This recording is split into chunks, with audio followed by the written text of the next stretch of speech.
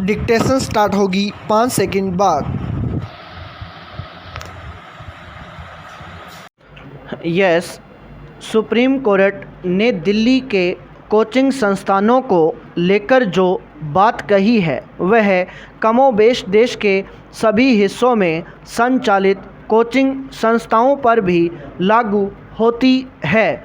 Coaching संस्थानों में सुरक्षा संबंधी मानदंडों पर स्वतः संज्ञान लेते हुए कोर्ट ने कहा कि दिल्ली की घटना ने आंखें खोल दी है। साथ ही यह भी कहा कि कोचिंग संस्थान डेथ चैम्बर बन गए हैं और देश के विभिन्न हिस्सों से आए उम्मीदवारों के जीवन से खिलवाड़ कर रहे हैं। सुरक्षा मानदंडों की पालना को लेकर सवाल करते हुए सुप्रीम कोर्ट ने केंद्र, दिल्ली सरकार और दिल्ली नगर निगम को भी नोटिस दिए हैं। दिल्ली के एक कोचिंग संस्थान के बेसमेंट में पानी भरने से 3 छात्रों की मौत के बाद कोचिंग संस्थानों में सुरक्षा मानदंडों की अनदेखी की तरफ जिम्मेदारों का ध्यान गया है। निरीक्षण व नोटिस देने के काम भी खूब हो रहे हैं। सुप्रीम कोर्ट ने तो यहाँ तक कह दिया है कि ऐसे किसी भी संस्थान में जब तक सुरक्षा मानदंड पूरे नहीं हो वहाँ ऑनलाइन कोचिंग की व्यवस्था की जानी चाहिए। दरअसल जब कहीं भी ऐसा हादसा होता है तो हमारे यहाँ लकीर पीटने का काम ज़्यादा होता है। दिल्ली ही क्यों, देश के अलग अलग हिस्सों में चल रहे कोचिंग संस्थान भी तमाम मानदंड पूरे कर संचालित हो रहे हैं। ऐसा लगता नहीं यह इसलिए क्योंकि कभी किसी कोचिंग संस्थान में आग लगने, कहीं बाढ़ का पानी घुसने या फिर कहीं लिफ्ट में बच्चों के फंसने की खबर आए दिन आती रहती है। अधिकांश कोचिंग संस्थान बहुमंजिला इमारतों में और तहखानों तक में संचालित होते नज़र आते हैं। हैरत की बात यह है कि पानी की निकासी या फिर अग्निशमन व्यवस्था के बारे में जांच की खानापूर्ति ज़्यादा होती है। आवासीय इलाकों में संचालित कोचिंग संस्थानों के चलते अक्सर आवागमन भी बाधित होता है। दिल्ली के मामले में तो यह तथ्य भी सामने आया है कि संस्थानों को अनुमति देने के नियम कायदे भी अलग अलग सरकारी संस्थानों में अलग अलग हैं। ऐसे में तय मानदंडों की समुचित पालना होना संभव होता ही नहीं। हाँ, नियम कायदों की फाइलों पर जमी धूल झाड़ने का काम तभी होता है जब कोई हादसा हो जाता है। बात सिर्फ कोचिंग संस्थानों की ही नहीं, सार्वजनिक आवाजाही वाले सभी केंद्रों पर सुरक्षा मानदंडों की अनदेखी कभी भी जानलेवा साबित हो सकती है।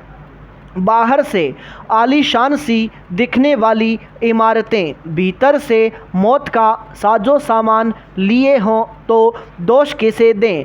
बड़ा सवाल इस बात का भी है कि हादसे के बाद दिखाई जाने वाली सक्रियता आखिर ऐसे किसी भी संस्थान के संचालन की अनुमति देते वक्त क्यों नहीं दिखाई जाती। पाई पैराचेंज आर्थिक सर्वेक्षण 2023-2024 में बताया गया है कि देश के 51.25% युवा ही रोजगार के लिए स्किल्ड हैं, जबकि 48.75% शिक्षित युवा रोजगार के लिए अनफिट हैं। सामान्य भाषा में कहें तो हर 2 में से 1 युवा रोजगार के योग्य नहीं है। अगर देश के युवाओं में रोजगार के लिए अयोग्य होना या बेरोजगारी का सिलसिला जारी रहा तो जाहिर है कि देश में शैक्षणिक वातावरण पर इसका बेहद नकारात्मक असर पड़ेगा,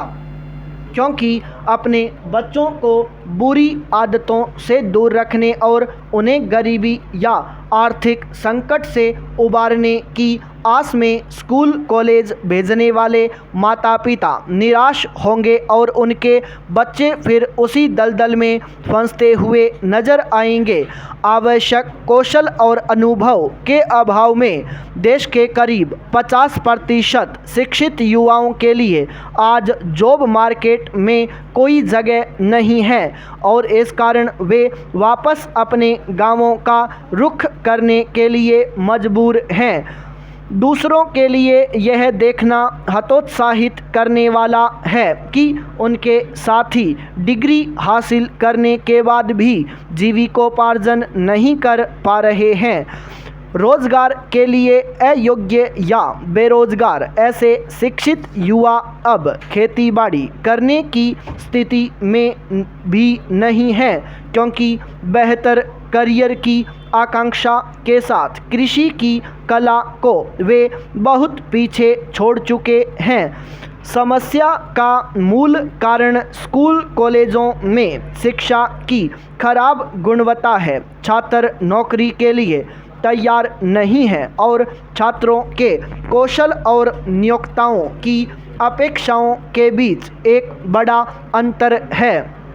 परिणाम स्वरूप ये डिग्री धारक अपनी योग्यता के अनुरूप नौकरियों से वंचित है। नियोक्ता विषयों के विश्लेषणात्मक और व्यावहारिक ज्ञान की अपेक्षा करते हैं, पर छात्रों को केवल सैद्धांतिक जानकारी ही दी जाती है, इसलिए वे स्क्रीनिंग सैद्धांतिक प्रक्रिया में पीछे छूट जाते हैं। यह पहले से कहीं ज़्यादा स्पष्ट रूप से उभर रहा है कि बेरोजगारी की समस्या को ठीक से समझने की ज़रूरत है।